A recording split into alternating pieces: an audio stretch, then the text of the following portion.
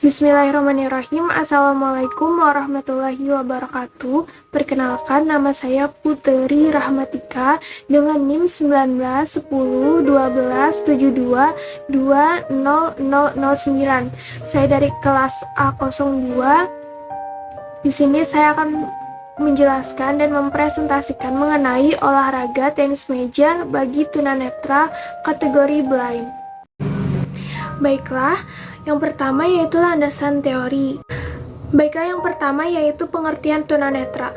Menurut Ratnasari 2015, tunanetra adalah seseorang yang mempunyai penglihatan yang kurang akurat atau kurang baik dibandingkan dengan orang awas. Walaupun mereka sudah dibantu dengan alat bantu visual dan menyebabkan mereka memerlukan energi dan waktu yang banyak untuk mengerjakan tugas-tugas visual. Nah, menurut Gargiulo dalam Wati 2015, visual impairment is a term describes people who can see well even with correction. Jadi dapat diartikan orang yang memiliki gangguan penglihatan adalah orang-orang yang tetap tidak bisa melihat dengan baik walaupun sudah diberi alat bantu atau koreksi penglihatan, misalnya dengan kacamata. Kemudian dapat disimpulkan dari pengertian yang sudah disebutkan tadi bahwasanya tunanetra itu merupakan individu yang indera penglihatannya rusak dan mengalami keterbatasan penglihatan. Akibat hambatan itu mengalami ketidakmampuan penglihatan sehingga tidak berfungsi sebagai saluran penerima informasi secara visual setelah dikoreksi dan membutuhkan layanan pendidikan khusus. Kemudian selanjutnya adalah karakteristik tunanetra. Menurut Murti tahun 2014 terdapat beberapa karakteristik anak tunanetra yang dapat terlihat dan dirasakan. Di antaranya adalah yang pertama, saat masih bayi tidak merespon saat diberikan rangsangan berupa lelucon yang diberikan dengan mimik wajah, benda-benda berwarna, dan sebagainya. Kemudian yang kedua adalah saat diajak bicara, kontak mata anak tidak tertuju pada lawan bicara atau dalam keadaan mata juling. Kemudian yang selanjutnya itu suka berkedip dan menyipitkan mata. Hal tersebut ditunjukkan agar memperjelas penglihatan anak. Nah, kemudian selanjutnya itu mata berair. Terdapat gangguan pada anatomi mata dapat menjadi penyebab ketunanetraan. Kemudian ada psikis, lebih mudah tersinggung dan mengakibatkan sulit berinteraksi dengan lingkungan sekitar anak. Selanjutnya ada klasifikasi tunanetra.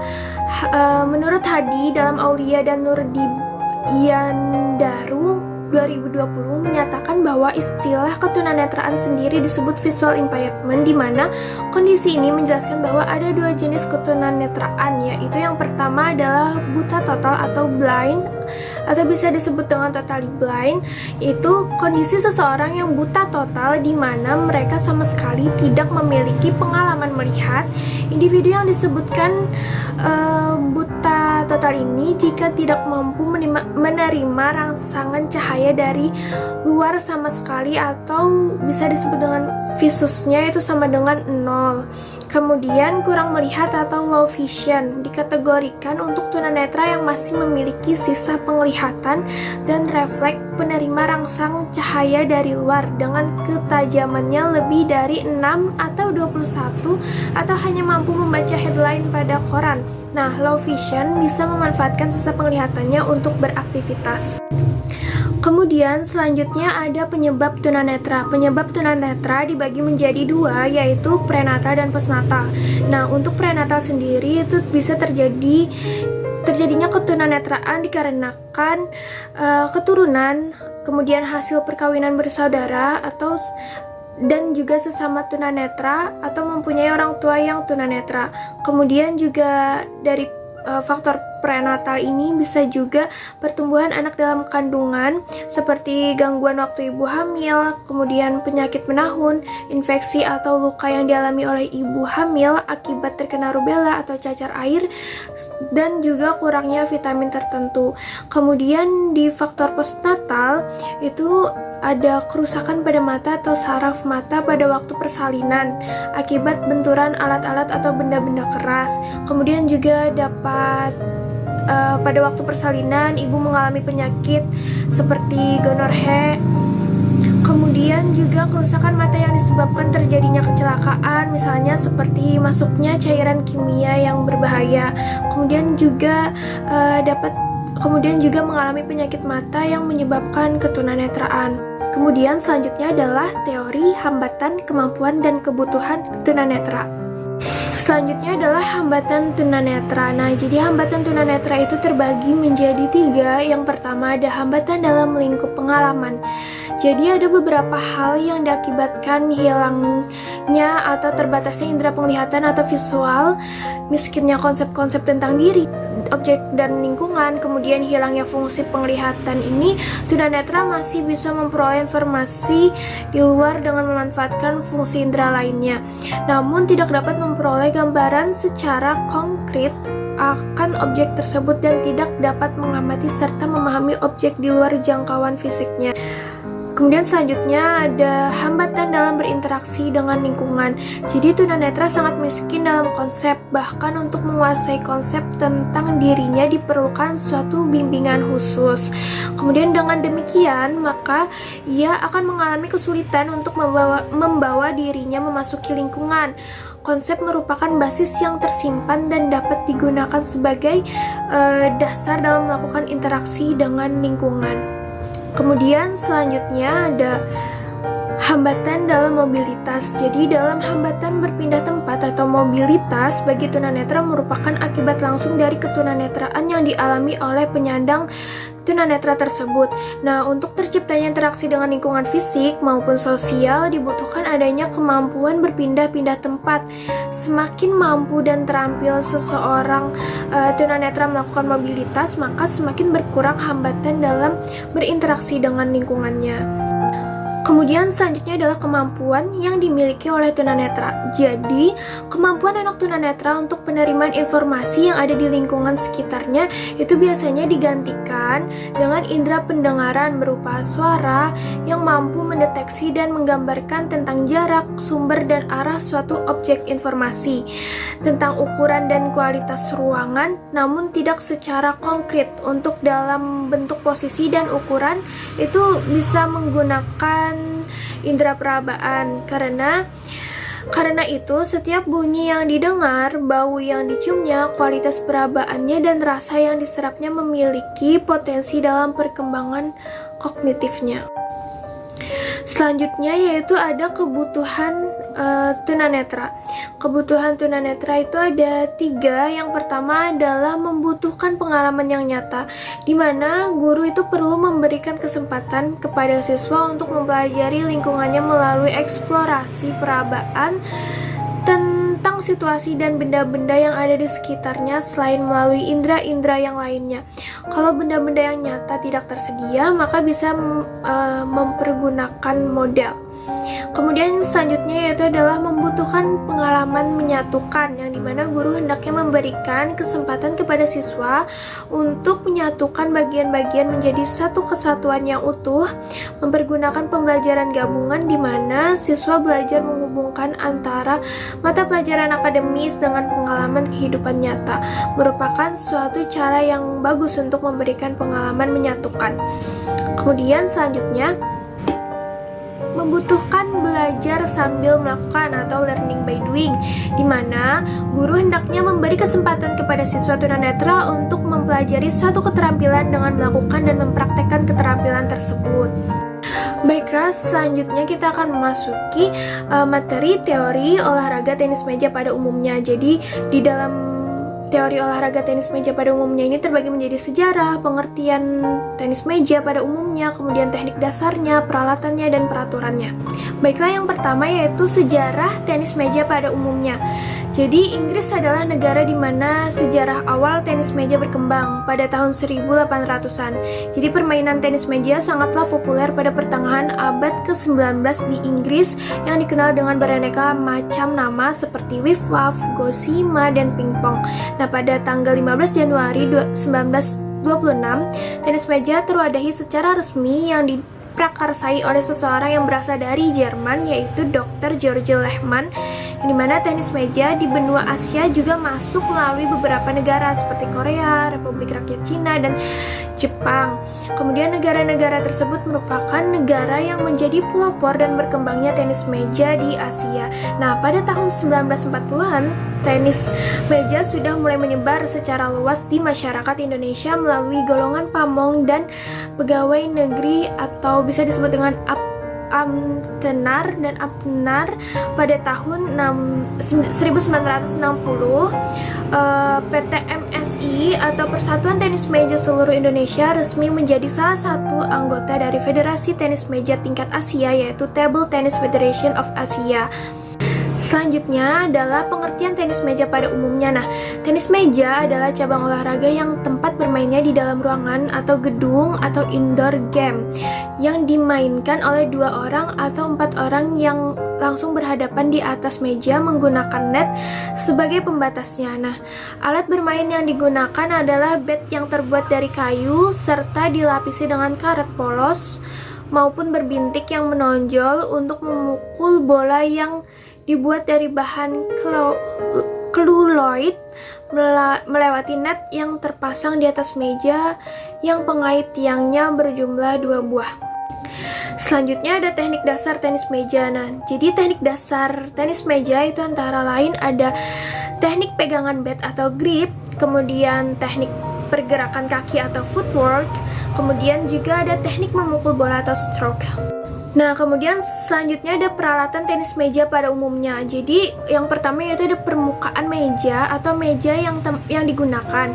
Nah, meja tempat bermain itu harus berbentuk segi 4 dengan panjang 2,74 meter dan lebarnya 1,525 meter dan harus datar dengan ketinggian 76 cm di atas lantai. Nah, seluruh permukaan meja itu harus berwarna gelap dan pudar dengan garis putih selebar 2 cm pada tiap sisi panjang meja.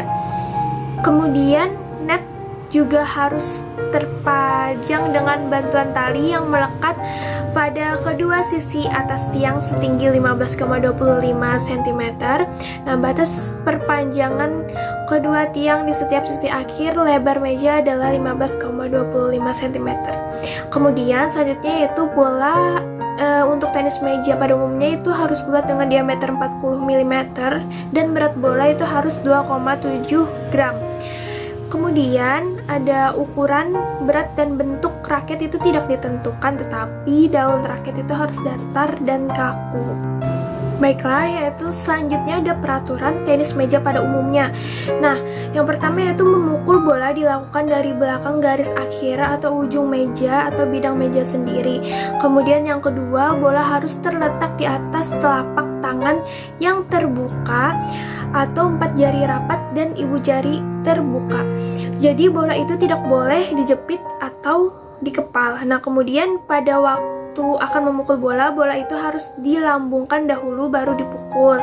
Kemudian juga bola yang dipukul harus jatuh dulu pada bidang meja sendiri baru jatuh ke bidang meja lawan dengan melalui set atau jala atau jaring atau net gitu. Terus selanjutnya ada bola yang dipukul pada waktu servis kemudian menyentuh net dan masuk pada bidang meja lawan itu harus diulang. Kemudian juga servis untuk double harus dilakukan di sebelah kanan serta jatuhnya bola ke bidang meja lawan harus diagonal atau silang. Kemudian juga bola out atau keluar itu tidak boleh ditahan atau dipegang. Kemudian selanjutnya pada permainan double, kedua pemain mengembalikan bola secara berganti-gantian. Baiklah, selanjutnya ada bentuk adaptif olahraga tenis meja bagi tunanetra kategori blind. Perlu diketahui terlebih dahulu bahwasanya tenis meja bagi tunanetra itu ada adaptasi yang memang standar nasional dan internasional. Nah, kalau misalnya standar nasional itu hanya dapat dimainkan pada tingkat nasional, jadi tidak dapat dimainkan secara internasional. Baiklah, selanjutnya yaitu seluk-beluk dari olahraga tenis meja tunanetra yang memang standar nasional atau yang hanya dapat dimainkan secara nasional. Jadi salah satu jenis olahraga adaptif yang berkembang di Indonesia itu adalah tenis meja tunanetra. Nah, permainan tenis meja tunanetra yang standar nasional atau hanya dapat dimainkan secara tingkat nasional itu pertama kali diciptakan oleh seorang guru SLBA pembina tingkat nasional Lebak Bulus Jakarta yang bernama Dr. Andes Suratji. Namun permainan tenis meja adaptif ini belum bisa distandarkan secara internasional atau bisa disebut belum bisa dimainkan di ajang internasional, walaupun secara nasional itu sudah bisa dipertandingkan. Artinya secara nasional tenis meja adaptasi ini sudah diakui. Kemudian selanjutnya adalah seluk-beluk tenis meja tunanetra yang standar internasional atau dapat dipertandingkan di tingkat internasional. Nah, untuk tenis meja tunanetra yang standar internasional ini dapat disebut juga dengan sebutan showdown. Jadi pada 1960-an, Joe Lewis, seorang dari Kanada yang merupakan penyandang tunanetra, dia menciptakan permainan showdown atau showdown merupakan salah satu cabang dari blind sport. Nah, showdown yakni tenis meja atau pingpong yang diadaptasikan untuk difabel netra. Nah, showdown itu muncul pertama kali pada tahun 1980-an pada Olympiad for the Physically Disabled di Belanda. Setelah kesuksesan showdown di tahun 1996 pada Atlanta Paralimpiade. Nah, jadi perwakilan dari lebih 30 negara menghubungi Subkomit International Blind Sport Federation Showdown untuk mengetahui lebih lanjut mengenai olahraga ini. Nah, kemudian selanjutnya masuk pada tujuan dan manfaat olahraga prestasi tenis meja tunanetra kategori blind. Jadi tujuan dari olahraga prestasi ini itu membantu dan menolong siswa untuk memahami keterbatasan kemampuan jasmani dan mentalnya, kemudian membantu siswa melakukan penyesuaian sosial dan mengembangkan perasaan siswa untuk memiliki harga diri. Kemudian perasaan ini akan dapat membawa siswa berperilaku dan bersikap sebagai subjek, bukan sebagai objek di lingkungannya. Nah, kemudian manfaat olahraga disabilitas merupakan aktivitas yang cukup menjanjikan bagi para penyandang disabilitas dan bisa dijadikan salah satu bidang yang dapat memperbaiki kesejahteraan mereka, baik sejahtera lahir maupun batin. Sejahtera lahir selain mendapatkan manfaat kesehatan, para penyandang disabilitas bisa juga berprestasi sampai ke tingkat internasional. Kemudian komponen-komponen atau unsur-unsur yang diadaptasi serta analisis adaptasinya. Jadi untuk peralatan tenis meja tunanetra yang memang standar nasional atau yang hanya dapat dipertandingkan tingkat nasional itu berbeda dengan peralatan tenis meja atau showdown standar internasional atau yang dipertandingkan secara internasional. Jadi untuk peralatan tenis meja tunanetra standar nasional itu ada, yang pertama adalah ukuran meja. Nah, untuk ukuran meja tenis meja standar nasional ini ada panjang 730 cm ditambah 5 cm untuk selokannya, kemudian lebar 152 cm ditambah 5 cm untuk selokannya. Kemudian kelebihan lapangan tenis meja dengan lebar 5 cm bentuknya itu lebih rendah dari lapangan utamanya dan bagian luarnya itu ditinggikan kira-kira 10 cm. Nah, adaptasi lainnya yaitu lapangan tenis meja tunanetra diberi batas untuk menentukan lapangan bagian depan dan bagian belakang. Kemudian sepanjang sisi meja dilengkapi jalur seperti parit kecil atau selokan yang berpermukaan landai. Di dalam parit tadi, baik sisi kanan maupun kiri terdapat garis batas, bola masuk, dan pada parit yang berada di hadapan pemain terdapat garis ganda, yang dimana kedua garis tersebut dibuat dalam bentuk timbul sehingga dapat memudahkan tunanetra. Nah, kemudian peralatan tenis meja tunanetra berstandar internasional atau yang bisa disebut dengan showdown itu memiliki perbedaan seperti yang saya sebutkan tadi. Jadi untuk ukuran meja showdown atau tenis meja tunanetra ini berbentuk persegi panjang dengan panjang 366 cm bagian dalam, kemudian lebar 122 cm bagian dalam dan tinggi 78 cm. Dan dikelilingi dinding setinggi 14 cm. Keempat ujung meja showdown itu bersudut tumpul, terdapat gawang di setiap ujung meja sisi pendeknya dengan diameter gawang 30 cm. Berbeda dengan meja untuk tenis meja yang diadaptasi secara nasional, meja showdown itu tidak memiliki garis pembatas untuk menentukan batas lapangan. Kemudian selanjutnya peralatan yang diadaptasi selanjutnya yaitu bola. Untuk bola tenis meja tunanetra yang standar nasional itu bola pingpong yang diisi dengan peluru atau gotri sepeda yang kecil. Nah, tunanetra memerlukan suara untuk mendeteksi pergerakan bola. Maka dari itu bola tenis meja biasa tersebut bola tenis meja seperti pada umumnya kemudian diisi, di dalamnya diberi benda yang bisa menimbulkan bunyi. Biasanya diberi gotri sepeda ukuran kecil sebanyak 3-4 biji. Nah, pada saat bola bergerak maka akan menimbulkan bunyi.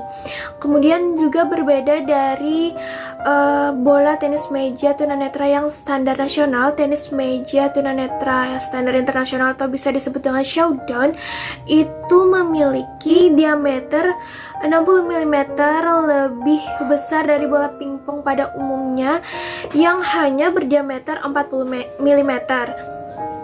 Selain dari ukuran, bola showdown harus berbunyi juga. Nah, bunyi ini dihasilkan dari beberapa gotri yang dimasukkan ke dalam bola. Baik, selanjutnya yaitu adalah bentuk bat. Nah, untuk bentuk bat tenis meja tunanetra yang standar nasional atau yang dapat dipertandingkan secara nasional saja, itu pada bat tenis meja yang biasa atau tenis meja pada umumnya kan dilapisi karet untuk pemantul. Nah, namun untuk bat tenis meja tunanetra yang standar nasional ini tidak terdapat karet sehingga cukup dengan papan dasarnya yang biasanya terbuat dari triplek atau kayu. Kemudian bat tenis meja tunanetra juga tidak memerlukan karet karena pada saat main tidak memerlukan pantulan. Justru jika masih ada karetnya maka akan mengganggu pantulan. Tujuan lainnya yaitu supaya menimbulkan suara pukulan saat bat tenis meja tunanetra mengenai bola. Selanjutnya yaitu bentuk bat pada tenis meja tunanetra yang standar internasional atau bisa disebut dengan showdown. Nah, pada showdown, bat atau pemukul yang digunakan juga berbeda dengan bentuk bat pada umumnya dan juga berbeda dengan bentuk bat tenis meja tunanetra yang standar nasional. Nah, bat yang digunakan pada showdown atau tenis meja ini menurut standar International Blind Sport Federation tahun 2013-2017 itu berbentuk persegi panjang, bukan lingkaran seperti pada umumnya. Kemudian selanjutnya komponen yang diadaptasi adalah net. Nah, untuk net tenis meja tunanetra yang standar nasional yang digunakan net yang digunakan untuk olahraga adaptasi tunanetra ini itu sama dengan net tenis meja pada umumnya. Hanya saja posisi bawah netnya itu harus bisa dilalui oleh bola tenis meja sehingga lubang bawah net itu harus lebih besar atau lebih tinggi dari ukuran bola tenis meja.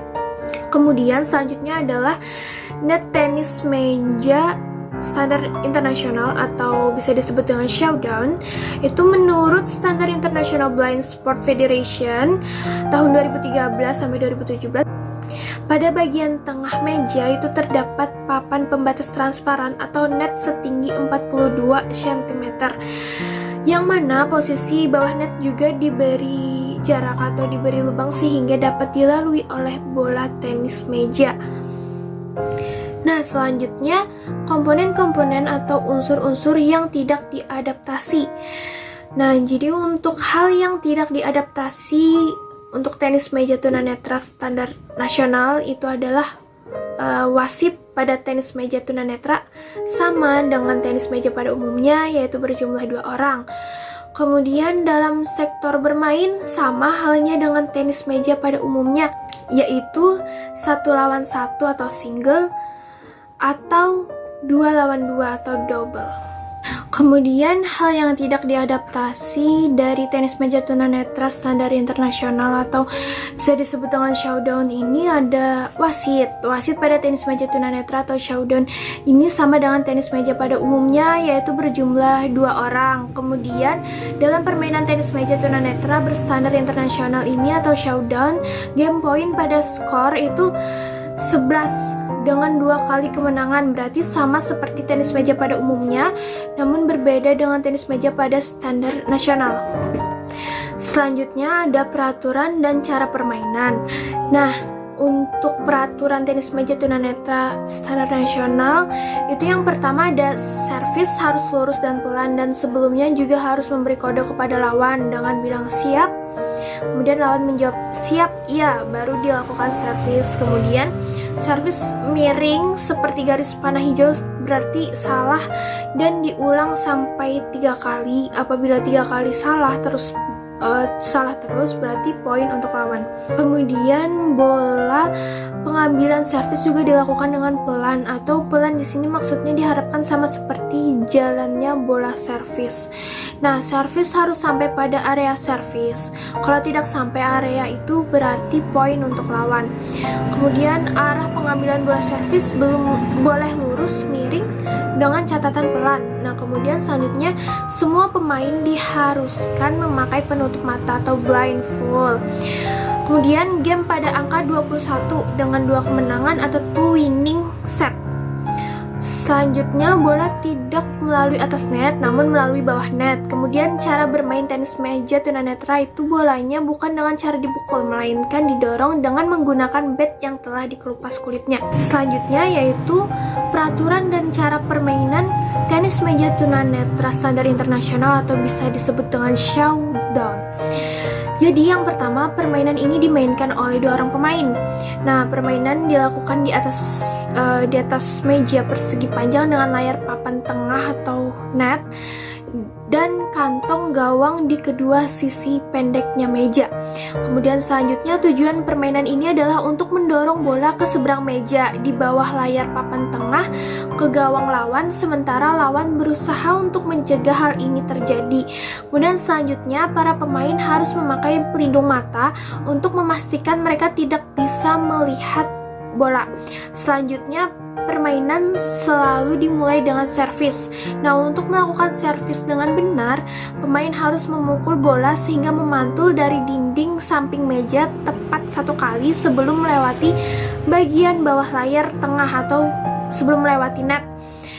Kemudian jika dalam servis tidak dilakukan dengan benar, maka 1 poin akan diberikan kepada lawan. Nah, setiap pemain melakukan servis 2 kali berturut-turut. Kemudian pertandingan biasanya dimainkan dalam 3 set dengan 2 kemenangan dengan game point mencapai 11 poin.